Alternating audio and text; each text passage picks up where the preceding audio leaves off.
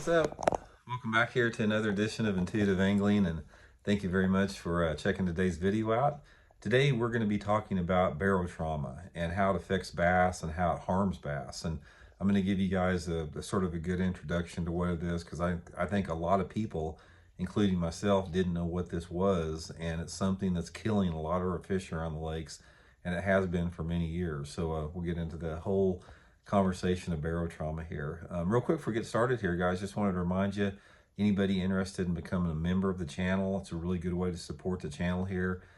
If you're a member of the channel, you get extra videos that aren't seen by the public every day, every week, access to my personal email address for your personal fishing questions. And if you're wanting to become a member, just go to my YouTube homepage, and at the bottom right corner, you'll see a little play button. Just click on that, and it says Intuitive Memberships. Gives you all the info for that, so much appreciated. Okay, guys, this actually the topic of barotrauma. I got to be honest with you, I didn't hear about it until Ned Cady, you know, who's famous for fishing and using the Ned rig.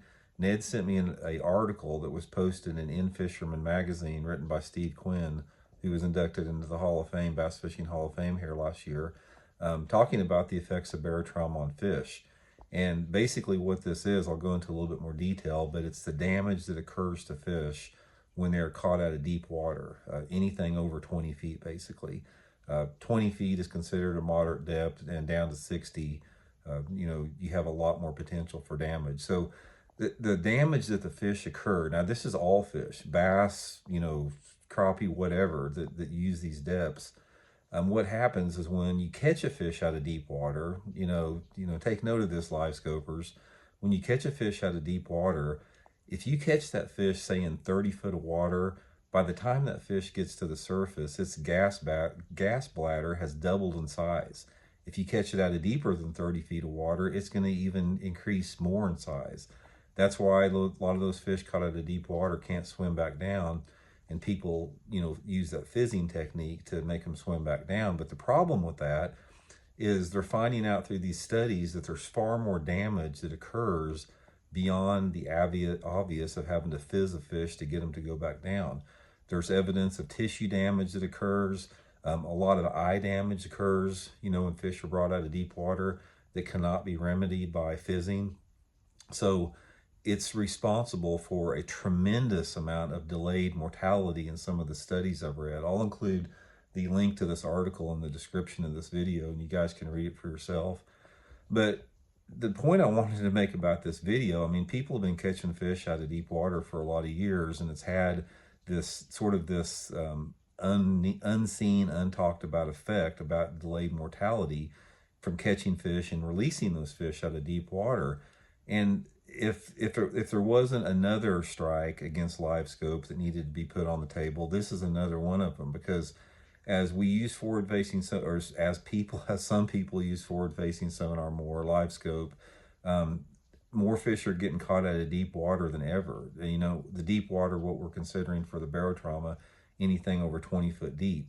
So as the techniques expand into those deeper water environments, depending upon your water clarity in the lake you fish, it increases the damage to those fish, the potential damage to those fish, even if they're released.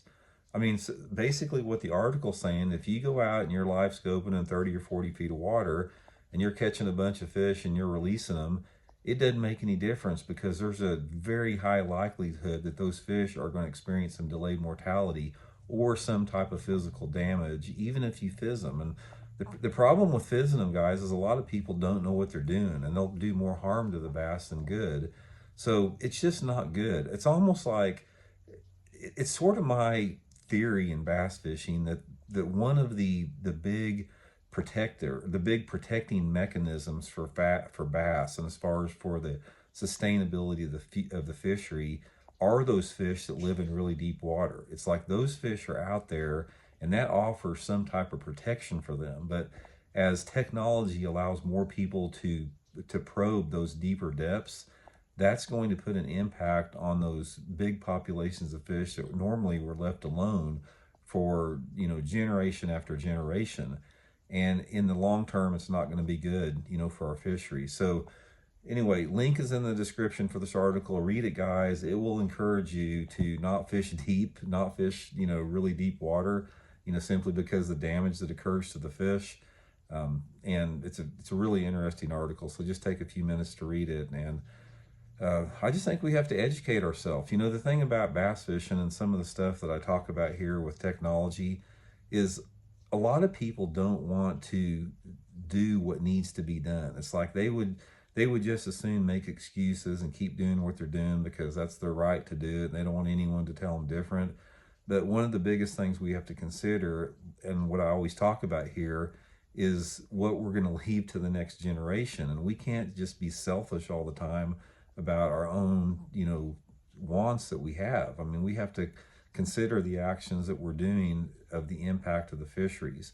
This is just one of many things, like I said, that discourages, those deeper water techniques and live scoping. So interesting article, guys. Read it, check it out. I think you guys will find it informative, and we'll talk later. See ya.